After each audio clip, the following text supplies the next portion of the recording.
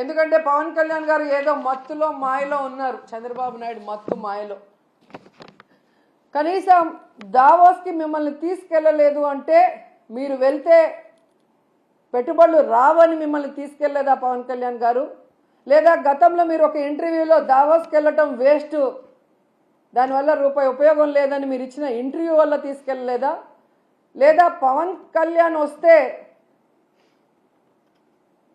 లోకేష్కి ఇంపార్టెన్స్ తగ్గిపోతుందని తీసుకెళ్ళలేదా?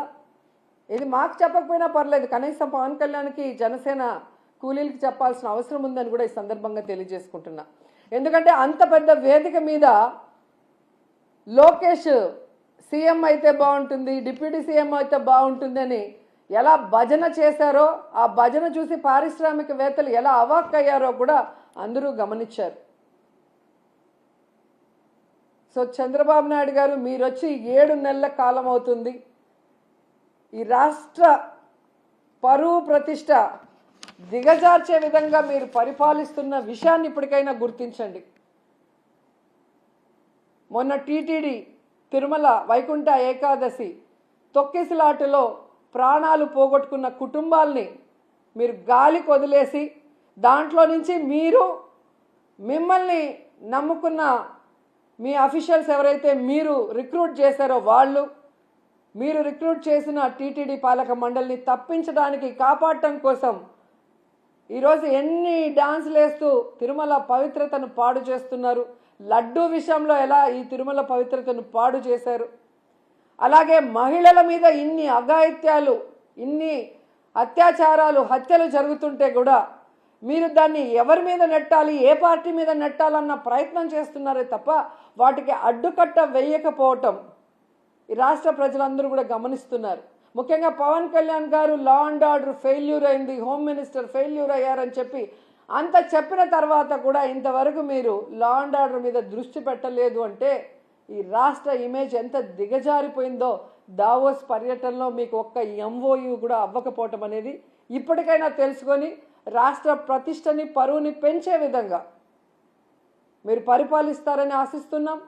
అలాగే ఈ రాష్ట్రంలో తప్పుడు కేసులు, ఈ రాష్ట్రంలో మీకు నచ్చని వాళ్ళ మీద ఏదో రకంగా కక్ష సాధింపు చేయాలి అంటే అది కరెక్ట్ కాదు. ఎందుకంటే ఎప్పటికీ మీరు ఉండరు. రాబోయే కాలంలో జగన్మోహన్ రెడ్డి గారు ఖచ్చితంగా ముఖ్యమంత్రి అవుతారు. ఎందుకంటే ఇప్పటికే ప్రజలు మీకు ఓటేసిన దానివల్ల వేసిన వాళ్ళు బాధపడుతున్నారు. ఈవీఎంల వల్ల మీరు గెలిచారనుకున్న వాళ్ళు మీరు దిగిపోవాలని ప్రార్థనలు చేస్తున్నారు. ఎందుకంటే మీ వల్ల పేదవాళ్ళకి ఉపయోగం లేదు, రాష్ట్రానికి ఉపయోగం లేదు, ఏ వర్గానికి కూడా ఉపయోగం లేదు. కాబట్టి ఇప్పటికైనా మీరు మీ సీనియారిటీని ఇచ్చిన మాట నిలబెట్టుకోవడంలో పెట్టండి. ఈ రాష్ట్రంలో పుట్టినందుకు 4 సార్లు ముఖ్యమంత్రిని మిమ్మల్ని చేసినందుకు ఈ రాష్ట్ర ప్రజలకు ఇచ్చిన వాగ్దానాలు నెరవేరుస్తూ ఈ రాష్ట్ర ప్రతిష్టని పెంచే విధంగా ముందుకు వెళ్ళండి. ఇప్పటికైనా అబద్ధాలు చెప్పడం మానేయండి అని కూడా ఈ సందర్భంగా తెలియజేసుకుంటూ, నిజంగా ఈరోజు ఒక్క ఎంఓయూ కూడా జరగకుండా వీళ్ళు తిరిగి రావటం వీళ్ళకి సిగ్గనిపించడం లేదేమో కానీ ఈ రాష్ట్రంలో ఉన్న ఒక ప్రజల్లాగా, అంటే ఒక ఓటర్ లాగా లేదా ఒక లీడర్ లాగా మేమైతే పక్క రాష్ట్రాల వాళ్ళ ముందు మొహం చూపించలేక సిగ్గుపడుతున్నాం. గతంలో ఎలాగైతే బాబు వస్తే జాబ్ వస్తుందన్నాడు, కేవలం వాళ్ళ బాబు లోకేష్ బాబుకే ఎమ్మెల్సీ ఇచ్చి మంత్రిని చేసుకున్నాడు. ఇప్పుడు 20 లక్షల మంది అబ్బాయిలకంతా ఉద్యోగం ఇస్తాం లేదా నిరుద్యోగ భృతి ఇస్తామన్నారు. 7 నెలలు అయింది, ఒక ఉద్యోగం లేదు, నిరుద్యోగ భృతి లేదు. మళ్ళీ వాళ్ళ కొడుకు లోకేష్ బాబుకు మాత్రమే మంత్రిగా ఉద్యోగం ఇచ్చారు. సో ఈ రాష్ట్ర ప్రజలు బాగా గమనించండి. మీకు మంచి చేసిన వాళ్ళని, మీకు మంచి చేయాలని తాపత్రయపడే వాళ్ళని ఇప్పటికైనా గుర్తించి ఇలాంటి కూటమి నాయకులు చెప్పే అబద్ధాలకి, కుట్రలకి, కుతంత్రాలకి మీరు నమ్మి బలవద్దని కూడా అందరికీ కోరుకుంటున్నాను.